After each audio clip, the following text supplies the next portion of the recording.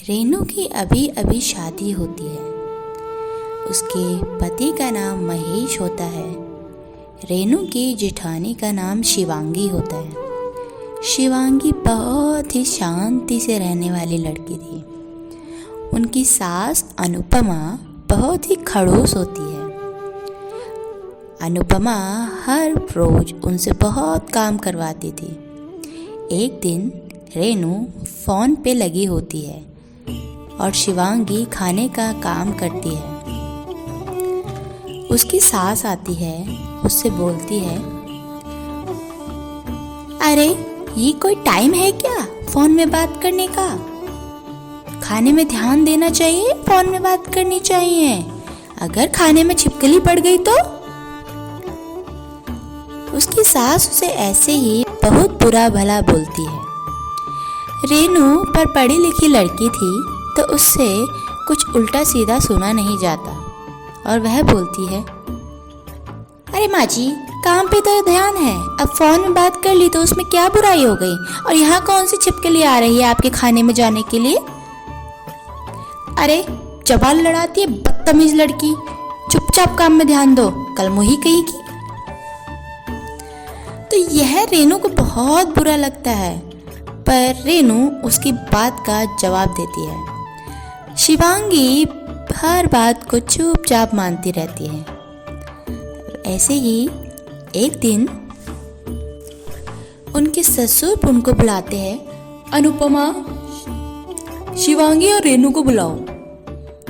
शिवांगी, रेनू, जल्दी आओ। दोनों बहुएं आती है।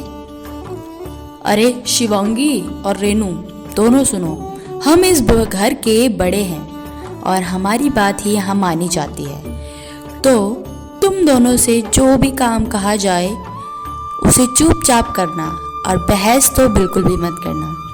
और तुम्हारा काम में ध्यान सिर्फ किचन में सबसे ज़्यादा होना चाहिए, बहस करने में नहीं। क्यों पापा जी?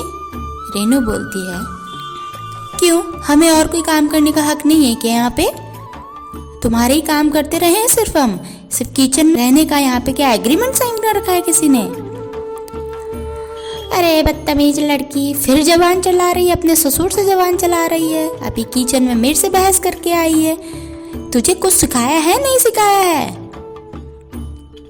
इतने में रेनू का हस्बैंड महेश बोलता है, रेनू ज्यादा जबान मत चलाओ, जो मम्मी पापा कह रहे हैं उस पे ध्यान दो। और दीपक बोलता है, हाँ देख लो, अभी से इसकी ये हाल है, बाद में पता नहीं क्या हाल होगा। अभी नई नई बहू बन के आई है, तब जाके सर पे चढ़ी हुई है सबके। मैं नहीं चढ़ी हुई हूँ, तुम्हारे माँ बाप चढ़े हुए हैं। इज्जत से तो ना बात करते, ऐसे नौकरों की तरह काम बढ़ाते रहते हैं बस। रेनू, तुमको क्या कहा मैंने, मुंह बंद रखो अपना। दिन भर की यह प्रक्रिया रेनू को बिल्कुल समझ नहीं आती।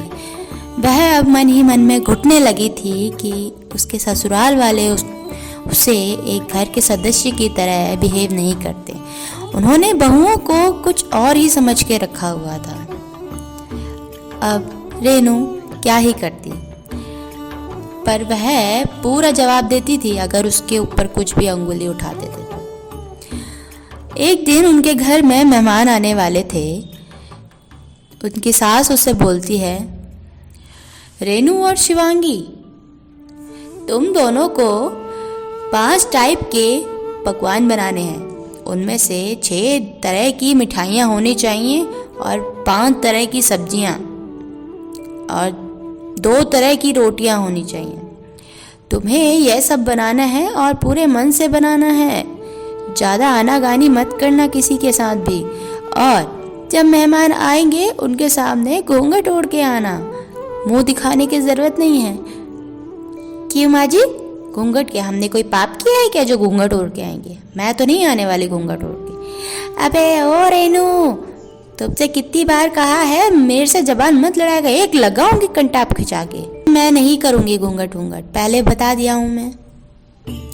अरे यार, इस लड़की को कौन समझाए, ये नाक कटा के रहेगी सबके सामने हमारी।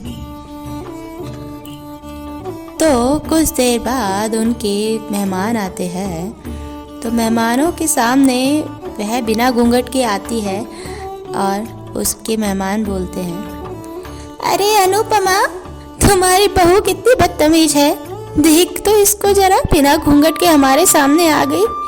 अरे बहू, तुम्हारे माँ बाप ने कुछ सिखाया नहीं है क्या तुम्हें? मेरे माँ बाप ने तो बहुत सिखा के भेजा है मुझे, अपना तुम सिर देख लो। तुम्हें तो बात करने की तमीज ही नहीं है, सीधा माँ बाप पे आ जाती हो जब देखो। अरे अनुपमा, ये क्या बोल रही है, कितनी बदतमीज बहू है तुम्हारी ये।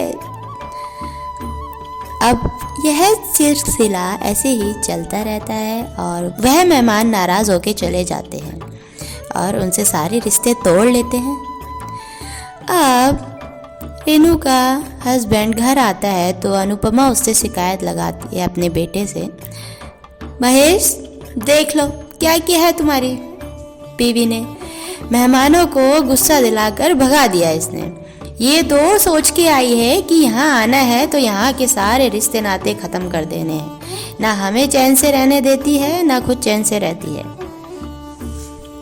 अब रेनू अपने हस्बैंड से बोलती है, महेश, तुम्हें पता है ना किसकी गलती है? घूंघट ओढ़ने का तो यहाँ पे कोई सिलसिला ही नहीं है, घूंघट ओढ़ के कौन सा पाप कर रखी है हम लोगों ने?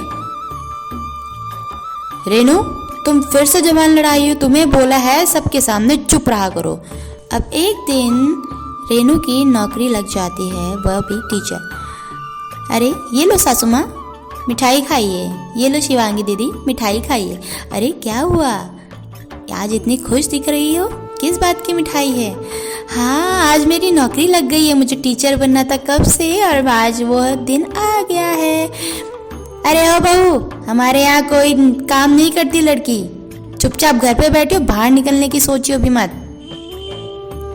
सासू माँ, बाहर तो अब मैं निकल जाऊंगी, जॉब लग चुकी है मेरी, अब तुम्हारे ताने नहीं सुनने हैं मुझे। घर पे रह रह के मैं तो पक गई हूँ और मैं तुम्हारे चक्कर में अपने सपनों को पूरा ना करूँ, ऐसा तो हो ही नहीं सकता। तो मैं जॉब तो करूँगी।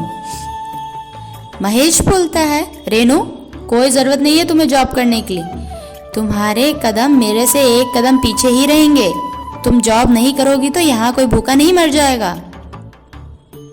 बस महेश, बस यही सुनना था तुम्हारे मुंह से, तुमने आज दिखा ही दी अपनी असली पहचान। तुम्हारी सोच इतनी गंदी है, तुम घर वालों की सोच इतनी गंदी है, मुझे नहीं रहना यहाँ एक मिनट भी एक्स्ट्रा।